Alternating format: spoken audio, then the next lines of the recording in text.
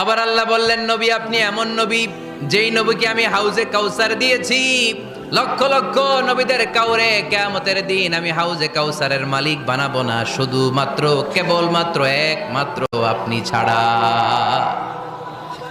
ইন্না আ'তাইনাকাল কাউসার ফাসাল্লি লিরাব্বিকা ওয়ানহার ইন্না শানিআকা হুয়াল আবতার। সুবহানাল্লাহ পড়ে।